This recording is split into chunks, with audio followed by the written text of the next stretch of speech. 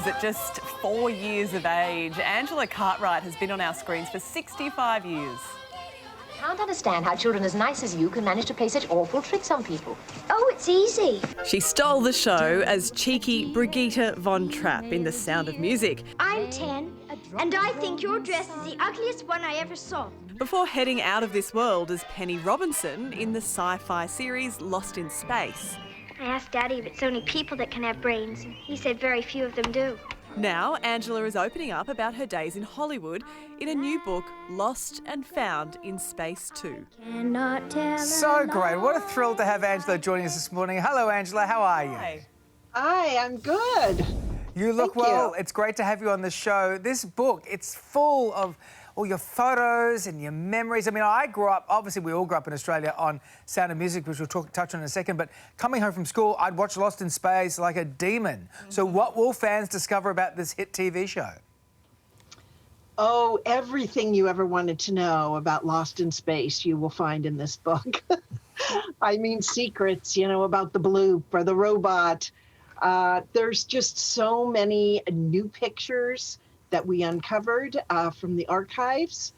And out of those pictures, when we started to put this book together, we started with, and I say we, it's Bill Mumy and myself. Bill, of course, played Will Robinson.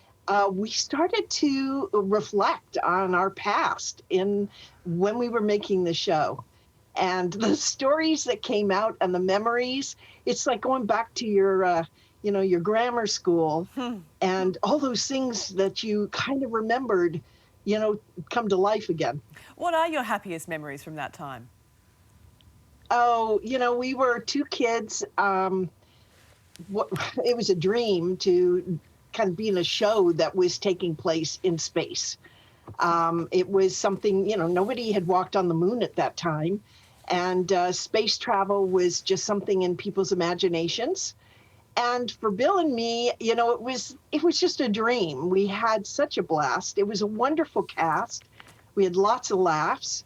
And, we enjoyed it. We enjoyed every minute of it, going to school every day and then being able to deal with aliens and, running around a planet and pretending that we were lost in space. It was just a great adventure. Yeah, it was such a great show to watch too. I remember it was so great old school TV sci-fi. But let's get on to The Sound of Music as well, because, we talk a lot about, Julie Andrews, and she's been out here recently, but Christopher Plummer sadly passed away earlier, I believe, this year. And we don't ask about him enough. What was it like working with him as your father? Well, I got along great with Chris. He always kept his distance from the kids, but I think he wanted that acting choice so that, we weren't like kidding around with him. Right. We had that kind of relationship with Julie, who we adored, and it absolutely shows in every scene in the movie. But with Chris, he kind of liked that little standoffish feeling, and I really liked him, but he was very, quiet. I don't think at the time it was the movie he dreamt of himself making, but I think later in life he realized what a dream job to have. It made his name available to everybody all over the world, as Captain Von Trapp. I don't think there'll ever be another Captain Von Trapp like him. No. He has so many nuances to the show. So many great memories from The Sound of Music. One of the more memorable moments is when the boat you're all on capsizes in the lake. Is it true that turned into a real-life emergency for Gretel?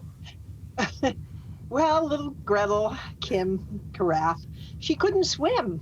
So it had been arranged that Julie would actually go immediately to her and scoop her up and bring her to shore. However, in the take that they used, as you remember, famously, she falls backwards. Julie falls backwards over the boat, back of the boat. It was not planned. And Kim kind of went down and took a little while for her to come back up again.